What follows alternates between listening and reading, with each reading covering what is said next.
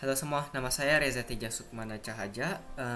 Hari ini saya akan membicarakan tentang manusia dalam lintasan sejarah evolusi. Manusia dan kebudayaan memang tidak dapat dipisahkan karena kebudayaan itu lahir dari pemikiran manusia, meski dengan wujud budaya material yang paling sederhana sekalipun. Secara fisik, otak manusia juga berkembang secara bertahap. Ketika volume otaknya belum sebesar manusia modern, manusia mampu menghasilkan artefak yang tergolong masih sangat sederhana. Mereka membuat alat-alat berburu dari batu dengan bentuk yang masih sangat kasar. Perkembangan otak manusia berlangsung dengan cepat ketika manusia mulai mengenal api. Mereka mulai mengenal kemampuan mengolah makanan dari hasil berburu dan menjadi sumber protein penting bagi perkembangan otaknya. Otak yang semakin berkembang dengan kemampuan berpikir yang semakin baik menginisiasi perubahan model kehidupan dari nomaden menjadi menetap. Hal tersebut telah mendorong lahirnya sejumlah hasil budaya dengan bentuk yang semakin halus dan tidak hanya terbuat dari batu, tetapi juga dari bahan-bahan lainnya. Contohnya mungkin seperti besi. Bagaimanakah corak kehidupan dan hasil budaya manusia purba atau juga sering disebut dengan manusia praksara? Akan kita ketahui bersama dengan mengikuti penjelasan materi ini.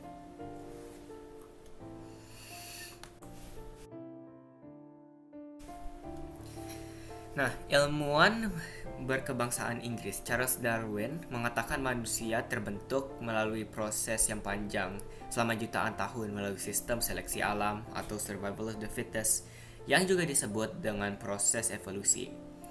Manusia modern atau Homo sapiens seperti sekarang merupakan hasil seleksi alam dengan proses yang panjang.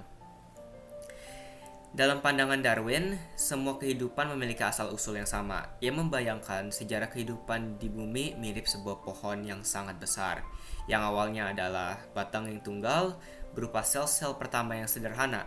Spesies-spesies baru bercabang dari batang tunggal itu dan terus terbagi menjadi dahan-dahan atau famili tumbuhan dan hewan.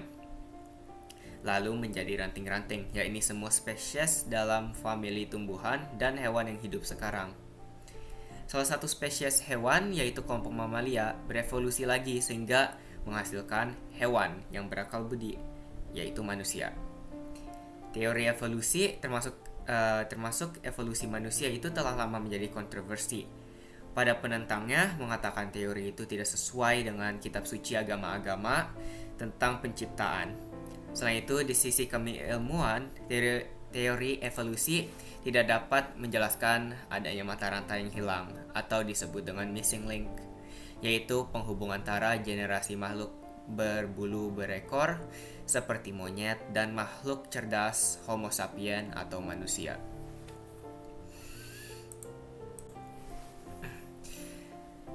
Nah, para penentang teori evolusi umumnya mendukung konsep kemunculan seketika makhluk hidup tanpa adanya kaitannya dengan semacam leluhur yang lebih primitif. Orang yang meyakini teori kreasionisme akan mengatakan kemunculan tiba-tiba atau seketika itulah yang disebut penciptaan oleh Tuhan. Sementara itu, menurut para pendukung teori evolusi, perkembangan makhluk hidup tahap demi tahap dalam waktu yang sangat panjang atau jutaan tahun. Salah satunya dapat dibuktikan dengan temuan berbagai fosil manusia purba serta hewan dan tumbuhan purba di berbagai tempat di bumi. Ada juga bukti-bukti lain, misalnya sebagai berikut, itu adanya variasi dalam satu spesies, artinya masuk dalam spesies yang sama tetapi tidak identik. Adanya organ-organ tubuh manusia yang tidak berguna tetapi masih dijumpai dalam tubuh manusia. Contohnya itu seperti usus buntu, tulang ekor, dan rambut pada dada. Rambut pada dada. Terlepas dari berbagai kontroversi, para ilmuwan terus mencari kebenaran tentang proses evolusi. Dalam proses itu, lama-kelamaan tarik-menarik antara agama dan ilmu soal kebenaran tersebut perlahan-lahan melunak. Hal ini karena adanya pemahaman bahwa agama dan sains tidak perlu campur adukan. Agama dan sains memiliki otonomi masing-masing. Pendekatan keduanya dalam memahami agama dan realitas alam semesta berbeda. Sains berada dalam wilayah pembuktian empiris, agama dalam wilayah eksistensial. Kedua-duanya sama-sama rasional. Lagi pula, hasil penelitian sains pun tidak pernah dianggap sebagai sebuah kebenaran yang mutlak, tetapi selalu terbuka terhadap temuan-temuan atau sudut pandang yang baru.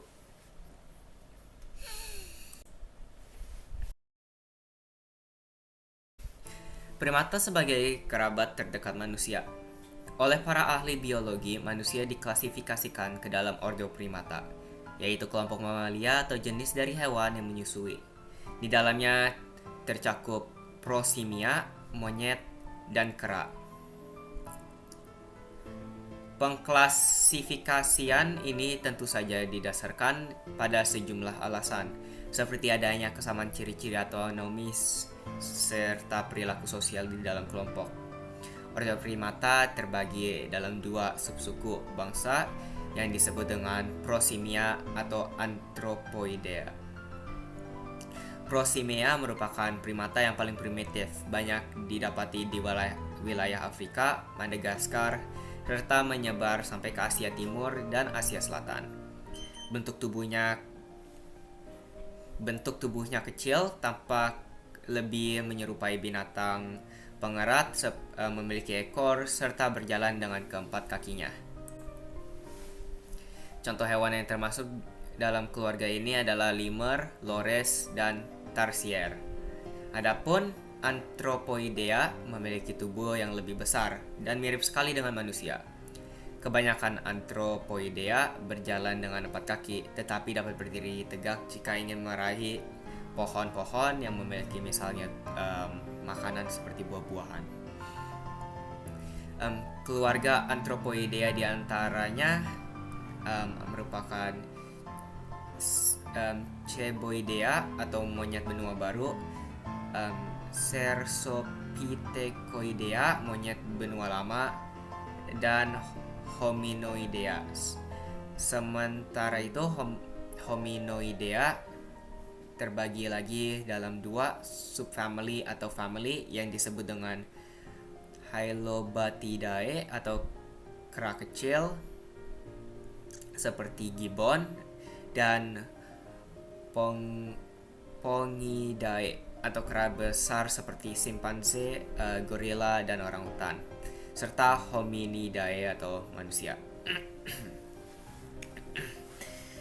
Terdapat beberapa perbedaan bentuk fisik antara monyet dan kera. Monyet memiliki struktur tubuh yang cenderung berjalan dengan keempat kakinya, sedangkan kera cenderung berjalan dengan kedua kaki atau berjalan tegak. Oleh karena itu, kera dianggap sebagai kerabat terdekat manusia. Selain penampilan yang sangat mirip, kera memiliki organ tubuh, cara hidup, bahkan penyakit yang mirip dengan manusia. Keluarga kera besar dan kecil diantaranya gibbon, siamang, keduanya banyak ditemukan di wilayah Asia Tenggara, serta orangutan banyak terdapat di hutan-hutan Pulau Sumatera dan Kalimantan. Gorila terdapat di daerah Khatulistiwa Afrika, dan simpanse tersebar luas di daerah Afrika.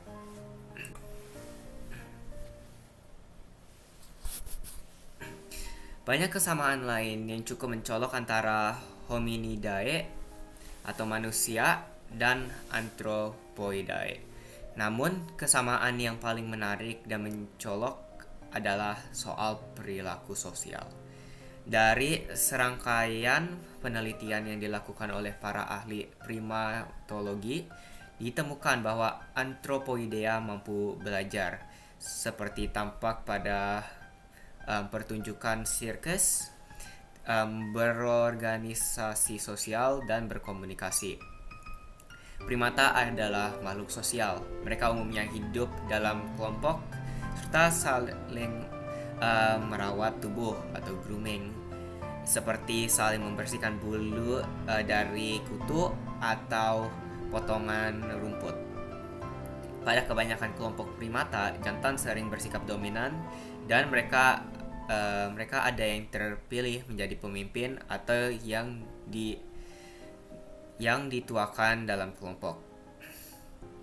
Pada keluarga gorila, kegiatan grooming dimaksudkan untuk menjaga kebersihan. Tetapi bagi babon dan simpanse, hal itu menandakan kesahabatan, kedekatan, kepatuhan bagi yang merawat, serta meredakan kemarahan bagi yang dirawat.